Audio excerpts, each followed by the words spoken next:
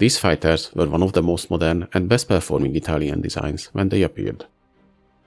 But early decisions in their development and their weak construction hampered their performance. They still participated in numerous engagements and were used in many different roles during the war. These were the Reggiane Re2000 and Re2001 fighters. So let's see the history of these planes today.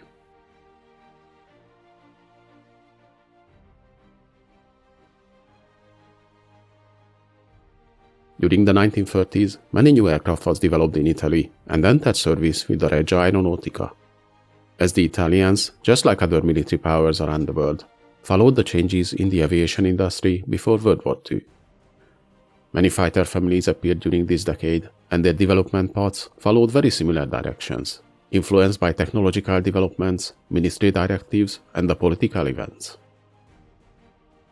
The main changes in aviation technology happened in the middle of the 1930s, so even though the Fiat CR32 biplane just entered service in 1934, 2 years later the DGCA already issued new specifications for more advanced fighter planes. Not surprisingly, the urgent need for faster, more capable interceptors was caused by the appearance of new modern bombers, which as it turned out were faster than the traditional biplane fighters. This also caused the new bombers to feature very light defensive armament, as many designers falsely imagined these new fast planes will simply outrun the fighters. But if you want to know more about this topic, we have already looked at many of the bombers of the time, like the Heinkel HG111, the Savoia Marchetti SM79, or the Kant Z1007. You can find links to these videos in the description. Following the new trends in aviation, the new requirements asked for fighter designs, which had to be low-wing monoplanes, feature retractable undercarriage, and be capable of reaching at least 500 km/h speed, and a climb rate of 6,000 meters in about 5 minutes. There was one thing, however, in the specifications that held back all the upcoming designs, and this was the requirement of using air-cooled radial engines.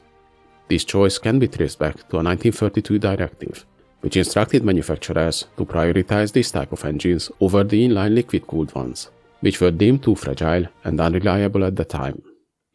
And as it turned out, this decision hampered Italian aircraft development for quite a while. Most of the Italian aircraft manufacturers entered designs for this new competition, and some of these aircraft became the foundations of a whole family of fighters. Ambra entered their AUT-18 design. IMAN sent in their RO-51 proposal. Caproni their Vizzola F5. But the most successful and well-known ones were maybe the Fiat G50 and the Macchi MC200. You might notice we didn't mention the Reggiane aircraft on the list. That is because the work on this design only started in 1938, after the ministry initiated the so-called Program R, aimed to modernize the Italian Air Force. Most of the fighters considered in this program were already in the prototype phase, following the 1936 competition. The Reggiane design was the only one directly developed for this 1938 goal. Though this aircraft was the first original design of the company, the progress on it was fast, as the designers Roberto Longhi and Antonio Alessio used the experience Longhi picked up working in the United States.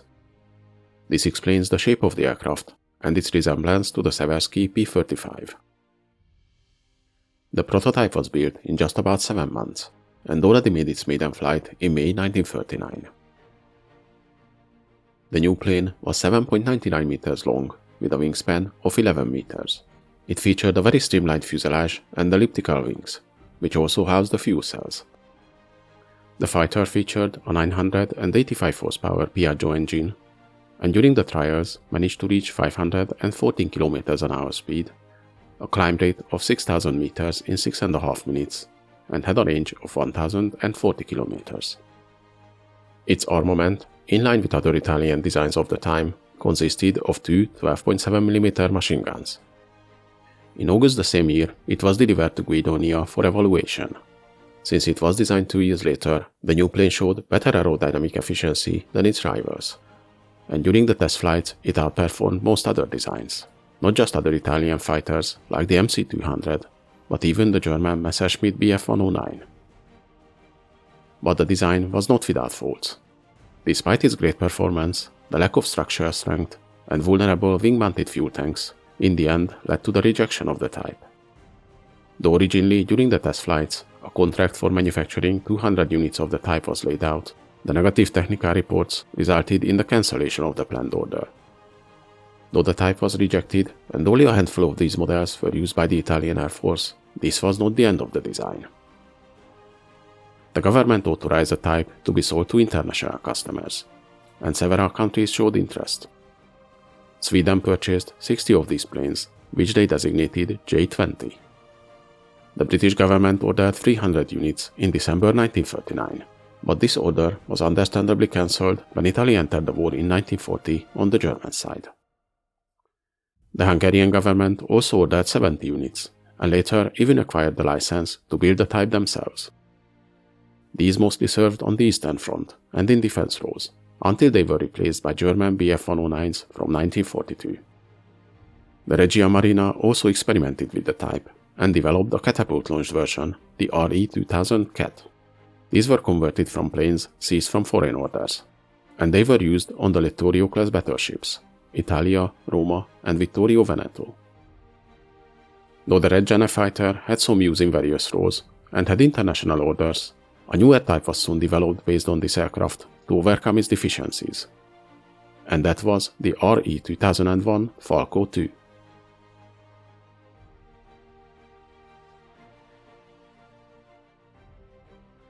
The Re.2000, apart from the structural weakness and unprotected fuel tanks, had another weakness which it shared with most contemporary Italian fighter designs: the underpowered air-cooled radial engine, which hampered its performance.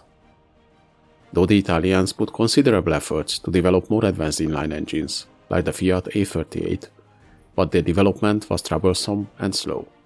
So in 1939, the authorities decided it would be easier to purchase the license to build the German Daimler DB601 engines. The license deal happened at the same time as the evaluation of the Re.2000, and Reggiane was instructed to redesign the type to accommodate the new powerful inline engine, built under license by Alfa Romeo. The redesign of the type was mainly focused on installing the new engine, though the fuselage also became a bit more sleek and a bit longer. The tail, wings, landing gear, cockpit, and overall construction of the type was mostly unchanged. As we can see on the comparison pictures, the new design was really just a modification of its predecessor. In that sense, the redesign followed the same steps as other Italian fighter families of the time, which all followed the same principle of modifying earlier designs to accommodate the stronger German inline engines, like the Macchi MC200 and MC202. Retaining most of the earlier design resulted in very quick progress on the new aircraft, and the prototype of the new fighter, designated Re.2001 Falco II, was already finished in July 1940 and made its first flight the same month. After the initial test flights, the plane was transferred to Guidonia for evaluation in August. The test flights showed good improvements, as the new, more powerful engine helped the plane to reach 536 km/h speed, but it kept its great maneuverability. The evaluation was a success for the new fighter, but the ministry requested a redesign on the wing and fuel tanks. Further changes were made by installing a solid fairing on the back of the cockpit, and the installation of two wing-mounted 7.7mm machine guns, in addition to the 12.7mm ones in the engine cowlings. The new wings now featured a three-spar design with armored fuel tanks, contrary to the failed original design of the Re.2000 model. The promising results earned a contract for Reggiane in October to deliver 200 aircraft, and additional 150 units were ordered to be built by Caproni. The first pre-production variant was delivered in May 1941, and the first production model in September the same year. But the production of the new aircraft was hampered by several factors. The Reggiane factory and the size of the workforce was insufficient, and had to be scaled up for the serial production. Deliveries of the license-built Alfa Romeo engines were also slower than expected. By the end of 1941, only 10 pre-production aircraft and 27 production units were finished. The engine production actually never really managed to catch up to the number of airframes, so there were plans to test other engine types, as well as different variations of the fighter. So let's take a look at those now.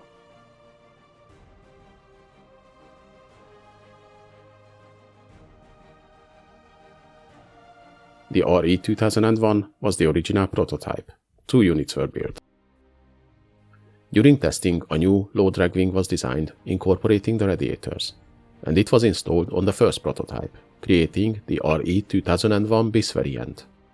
Though the results were promising, in the end, this modification was not approved. The so-called Re2001 Zero series were the 10 pre-production aircraft built to speed up the service trials. The Re2001 Series 1 was the first production run of 100 units.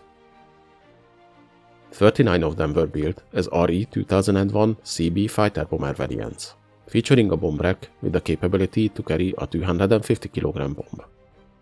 2 were modified for catapult launch trials, and 12 units were built with arrestor hooks for testing the possibility of using the type as a carrier-based fighter on the planned Aquila aircraft carrier. Though as we know, in the end, this carrier was never finished, another 50 planes were ordered from these carrier-based variants, designated Re2001 OR, or Series 2. These only differed from the basic design in the installation of the arrestor hook and the catapult launch capabilities. As the progress on the planned aircraft carrier was extremely slow, the ordered 50 Series 2 aircraft was finished as night fighter variants, under the designation Re2001 CN, or Series 3. These featured exhaust flame dampers and carried 2 20mm cannons in underwing gondolas, and to save weight, the wing-mounted 7.7mm machine guns were removed. Later, another 50 units of the night fighter variants were ordered, but only 34 of them were finished before the armistice. The Re2001 GV models were a small batch from the fighter bomber variants, modified with reinforced fuselage to carry a single 640 kg bomb. The Re2001G was an experimental variant modified to carry a single 600 kg torpedo. And finally, the Re2001 Delta was an experimental variant to work around the slow deliveries of the Alfa Romeo engines. This variant used an Isotta Fraschini Delta RC16 engine. Though this engine was available in numbers, its low output of only 840 horsepower resulted in lower performance, and this variant only managed to reach a top speed of 523 km an hour, and its climb rate was much worse than the original designs.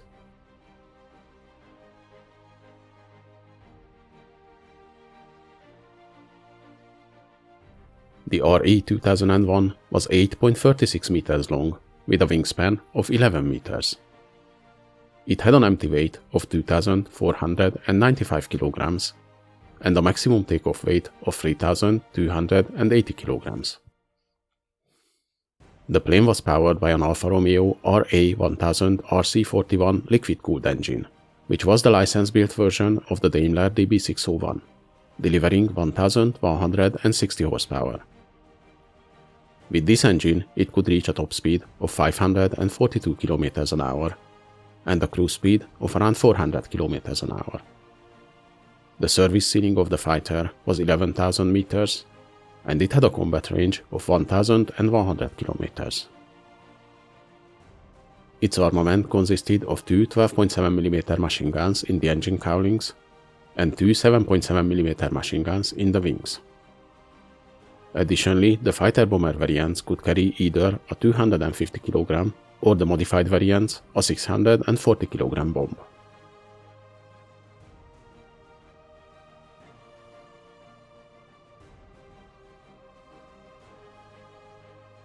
The first Re2001 production variants started to arrive to the units in late 1941. The second Gruppo was the first unit to receive them, but the type only started to fly combat missions from May 1942 over Malta. Flying missions over the Mediterranean, the Italian pilots mainly faced Hurricanes and Spitfires. The new Reggiane fighters were more than a match for the British planes, though like most Italian fighters, they were slower than their opponents. During the spring, the Italians clashed with the Allied pilots numerous times, with losses on both sides. And as experience showed, the Reggiane fighters at low and medium altitudes were a match even for the Spitfire 5, though at higher altitudes they were at a disadvantage. The first Re2001 CB variants were received by the end of June, and these fighter bomber variants also started to fly missions against Malta in late 1942. The modified Re.2001 GV models participated in the attack against HMS Victorious during Operation Pedestal, carrying 640 kg bombs. Though apparently one of them scored a hit on the carrier, the bomb failed to explode. The Italian fighter squadrons were gradually pulled back as the Allied forces gained advantage, and by mid-1943, all of the Reggiane fighters were ordered to the defense of the Italian mainland. But the slow production resulted in a limited number built from these fighters, so despite their flying qualities, they didn't have a great impact on the events. By September 1943, when Italy signed the armistice, 73 of these fighters were in service, but only 33 of those were flyable.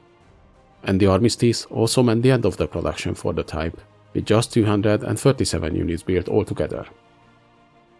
The surviving planes still flew missions on the Allied side until May 1944, when all the remaining ones were assigned to training schools.